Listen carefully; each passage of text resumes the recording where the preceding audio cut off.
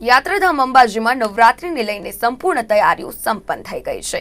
17 ઓક્ટોબરે નવરાત્રિને લઈને મંદિરની ફરતે રોશની કરવામાં આવી છે। તો આ બાજુ કોરોનાને કારણે દેવસ્થાન ટ્રસ્ટ દ્વારા ભક્તોના ધસારાને પણ ધ્યાનમાં રાખવામાં આવ્યું છે અને તે મુજબ મંદિરમાં દર્શનાર્થે આવનાર દરેક ભક્તો માટે મેડિકલ ચેકઅપ અને સેનિટાઈઝ કર્યા બાદ પ્રવેશ આપવામાં આવનાર છે। તદુપરાંત પ્રસાદના મોટા પેકેટો બનાવવામાં આવશે, જ્યારે માઈ ભક્તો આરતીના દર્શનનો લાભ લઈ શકે તે માટે ઘરે બેઠા આરતીના જીવંત પ્રસારણની મંદિરના ટ્રસ્ટ દ્વારા વ્યવસ્થા કરવામાં આવી છે।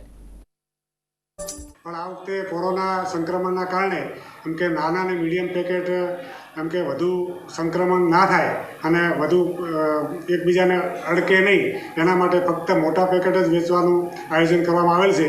એટલે 4 લાખ જેટલા પેકેટનું વેચાણ થશે અને એ મુજબનું અમે મંદિર ટ્રસ્ટ તરફથી આયોજન કરવામાં આવેલ છે। વધુમાં યાત્રિકોને દર્શન કરવા માટે શક્તિદ્વારથી ટોકન સિસ્ટમથી તેમજ થર્મલ સ્કેનિંગ કરી ટેમ્પરેચર માપી અને પૂરેપૂરું સેનિટાઈઝરની વ્યવસ્થાથી કરી અને તમામને પૂરેપૂરી મેડિકલ ચેકઅપ કરી અને પછી જ મંદિરમાં પ્રવેશ આપવામાં આવશે અને એની પૂરેપૂરી ચકાસણી કરવામાં આવશે।